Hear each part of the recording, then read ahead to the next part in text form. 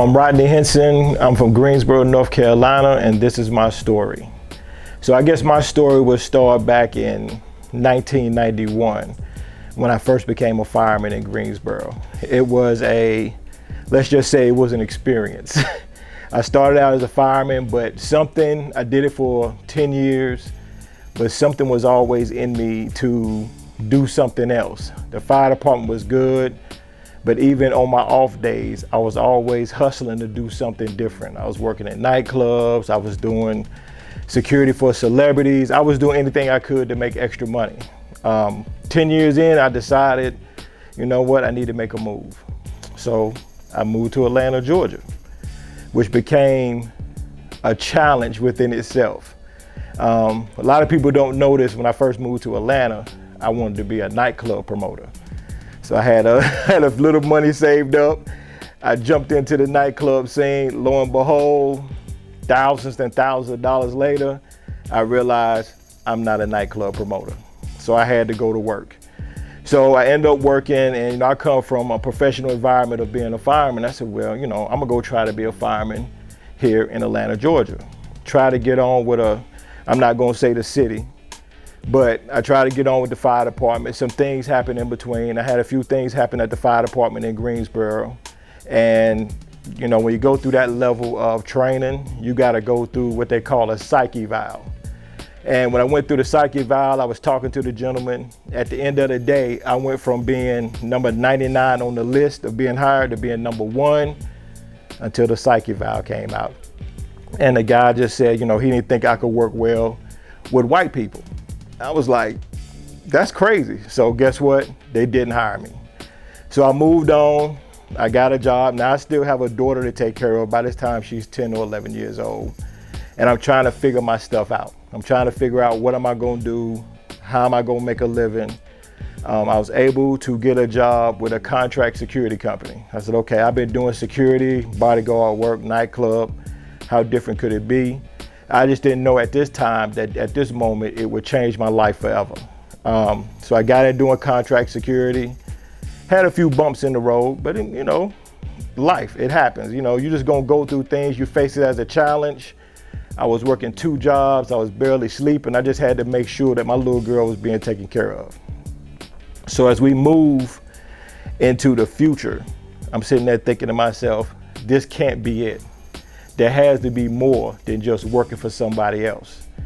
So time came along and I eventually ended up leaving the contract security company. And here I find myself totally unemployed. So I had to figure something out.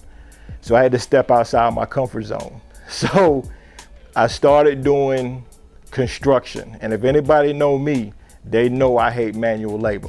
But I had to do what I had to do. You know what I'm saying? It wasn't about if I was happy or if I was content. The thing was, I had to make some money. So I ended up doing construction, working at the airport, doing construction overnight from 9 o'clock at night to 5 in the morning. But still, it wasn't enough money to sustain what I needed to make happen. I had rent, I had child support, I had all this other stuff. So I ended up getting a job at a hotel doing security. This moment became a pivotal moment in my life, 100% period. This is where I started to learn branding, business, profit and loss, because I've never been to college. So this was a new avenue for me and I wanted to do something different with my life. So I started doing security at the hotel. So I was always working. I worked 7 days a week for 2 years. It was incredible. If I was off at the hotel, I had to work construction. If I was off at construction, I had to work at the hotel doing security. And once I figured out the security game at the hotel, it made me more, I wonder what they're doing behind that back door when they're having these meetings. I said, I gotta get in there to find out what's going on. So I just set forth a path. I have to get promoted. I have to get promoted. So I got promoted through the ranks. I went from a regular security officer to a supervisor to a manager to a director of security. So at this point I decided, I said, you know what? I think I want to start my own security company. If I can do it for them, I can do it for myself, right? That path was the craziest path I've ever taken in my life. You know, it was one of those things that you sit back and you be like, okay, here we go. I met a young lady years before that named Marisol, and me and Marisol was hanging out, and I went up to her and said, listen, I'm going to take this test for my security company. She said, okay, yeah, you should. We sat there and we studied, and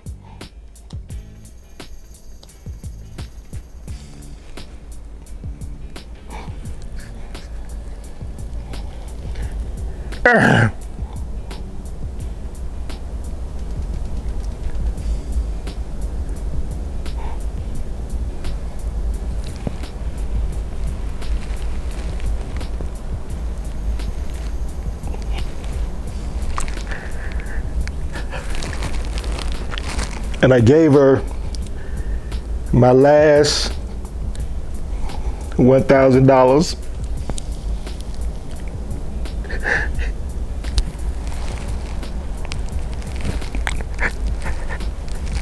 And I told her, I said, do not give me this money. I don't give a fuck what happens. And she didn't. I fell behind on my rent. I fell behind on my car payment. And the day came for me to take the test. I passed the test. I was like, yo, here we go. We about to make this shit happen. So along that time,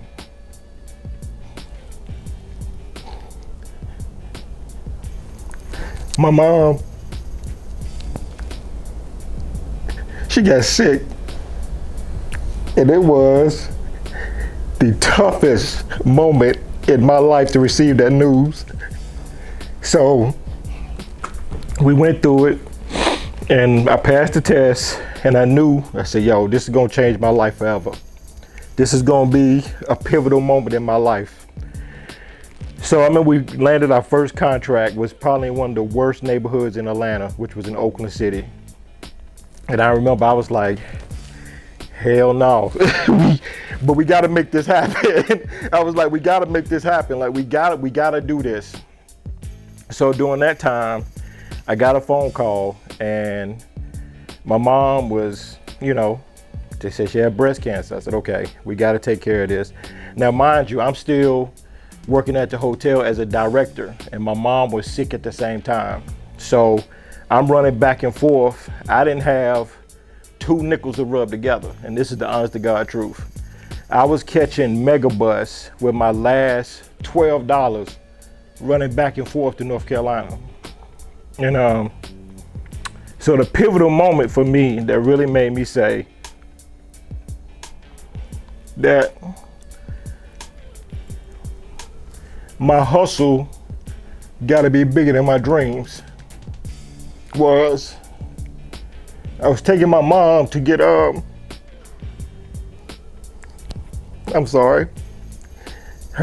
handicap sticker. And she said, now mind you, I'm a 42-year-old fucking man. And she said, I want to get a milkshake. I said, Mom, sorry, I don't have money to buy a $5 milkshake. And she said, son, I got you. I knew then that no matter what, I was gonna be fucking rich. I said, this shit will never happen to me again. I will never let nobody around me say I don't have $5. So the hustle began. I started grinding. I started doing what I had to do. Nothing was gonna stop me from being successful. I didn't care what it was, who it was, or how I got there. I was unforgiving. I didn't care if you was in my way, I was gonna get you out of my way. So things started rolling. My mom passed away in 2012. And 2012 is when I got my license to officially become a security company, right? So I'm grinding. I said, okay, I gotta make this happen. I go back and work at the hotel. I'm thinking to myself, I can't do this too much longer. I have got to make this happen. So one day I walk into the hotel. Literally, the truth to the matter is somebody pissed me off that day. I walked in, I said, this is it, I'm done. I was working, I'm getting contracts, I'm trying to make things happen. I literally put in my 2-week notice that day. I was like, I'm done. I want to go back out here. I do not want to work for anybody else again. I want to get out here and make a mark for myself, leave something for my daughter, now my grandson. I want to be able to take care of my community. So one thing led to another. Marisol at that time had moved to Massachusetts, and I think she was doing a little contract work for me, but we lost contact for a minute. And then in comes Manetta Smith. If y'all know her, we call her the voice. She answers the phone in the office now. She's known as my office manager. So I leave. So now we've created a team, a dream team. I have Manetta and I have Marisol. And I'm thinking to myself, where's it gonna go from here? And next thing I know, we're on the grind. People are calling, we're figuring it out. We're meeting people along the way. And we're figuring things out as we grow together. And one of the things I've always told them was, I gotta give back to the community. No matter what happens, I gotta give back to the community. And so we began every year at this point buying bikes for kids. I think the first year we might have bought 3 bikes. Up until last year, we ended up buying almost 30 bikes for children. Is it an easy road? Absolutely not. This road, being an entrepreneur, is a lifestyle. It is not a journey, it's a quest. You will be on this quest for as long as you want to be an entrepreneur. My goal is to inspire and encourage people as they come into entrepreneurship. I tell people, but this ain't easy. This ain't for the faint of heart. We had a school in Orlando, Florida. We had one in my offices in Miami, Florida. We ended up following, I can't really say the client, but we ended up working for a client for the past 2 Super Bowls. And I guess one of the things I want to say is that now we're about to open up a restaurant, Rock's Chicken and Cone. And me, Rodney Hinson, is about to own a restaurant. Not bad for a kid who never went to college. So I want to close out by saying, believe in yourself, trust in your dreams, and trust in the process. Thank you.